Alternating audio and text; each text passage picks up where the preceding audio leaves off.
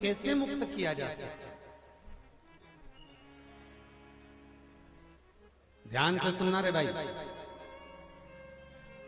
कई लोग कहते हैं कि श्राद्ध पक्ष आ गया,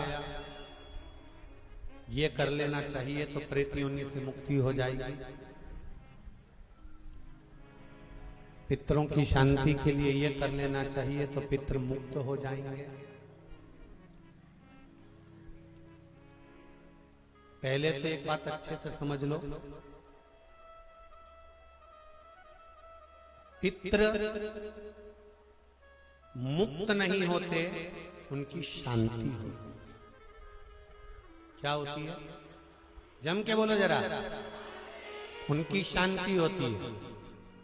जब आप किसी तीर्थ में स्नान कर रहे हो, जब आप किसी तीर्थ में हो, स्नान कर रहे हो, पुण्य कर रहे हो, सत्कर्म कर रहे हो, भजन कर रहे हो, कीर्तन कर रहे हो, मंत्र जाप कर रहे हो, तो उसका एक अंश, एक भाग हमारे पूर्वजों के खाते में, हमारे पितरों के खाते में जाता है, उनके खाते में पहुंचता है, ये निश्चित। आपने किसी ब्राह्मण को भोजन कराया, भले अपने पितरों के निमित्त नहीं जिमाया,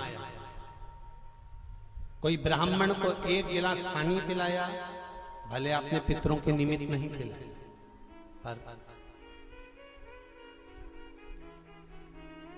आपका एक अंश उसके खाते में चला जाएगा। उससे क्या होगा? पितरों की शांति। और समझ लो, गया जी में पिंडदान कर देने से क्या पितृ मुक्त हो जाते हैं? बद्रीनाथ जाकर कपाल क्रिया करने से क्या पितृ मुक्त हो जाते हैं?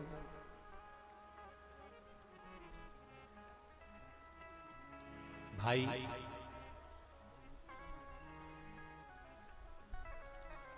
गया जी जाना तो वहां के पंडा जी से पूछना, हम यहाँ पिंडदान कर देंगे तो क्या वो मुक्त हो गए? पंडा जी कहेंगे, आप अपने पूर्वजों को गया का पिंड देकर, उनका पिंडदान कर कर आप उनको भगवान विष्णु के चरणारविंद में छोड़ गए, पर आप घर जाना तो घर पर जब जब श्राद्ध पक्ष आए तब ब्राह्मण को भोजन जरूर करना। भले तुम धूप मत देना, कौवे का मत निकालना, पर एक काम जरूर करना कि ब्राह्मण भोज कराना। उससे क्या होगा? 16 श्राद्ध में जब हमारे पितरों को, हमारे पूर्वजों को पितृलोक से छोड़ा जाता है, तो वो सबसे पहले जिस घर में रहे होते हैं, जहां उनका पिंड घर में दिया होता है, जहां रहे होते हैं, सबसे पहले वो वहां आते हैं, सबसे पहले वहां आएंगे। और अगर तुमने उनकी तिथि पर, उनके वार पर अगर आपने भोजन करा दिया है, तो उनकी मुक्तता नहीं, उनकी शांति हो जाती है।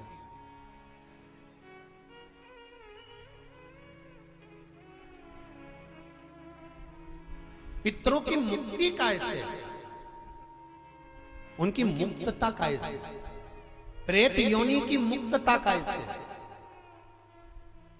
तो कहा, जैसे भगवान का नाम लेने वाला व्यक्ति दूसरा जन्म नहीं पाता, उसी तरह भगवान का जो भजन करते हैं, कीर्तन करते हैं, मंत्र जाप करते हैं, या शिव महापुराण की कथा, राम कथा, भागवत कथा, विष्णु पुराण आदि आदि जितनी भी पुराण हम श्रवण करते हैं, हमारे श्रवण करने का एक भाग हमारे पितरों के खाते में जाता है, तो उस कथा के फल से उनकी मुक्ति हो जाती है।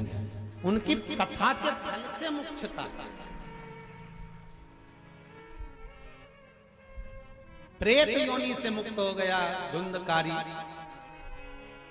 बिंदुक प्रेत योनि से मुक्त हो गया। काय से हुआ? शंकर का स्मरण, शिव महापुराण की कथा का रसतत्व ग्रहण कर। राम कथा भागवत कथा का मात्र स्मरण करना, उससे मुक्त था।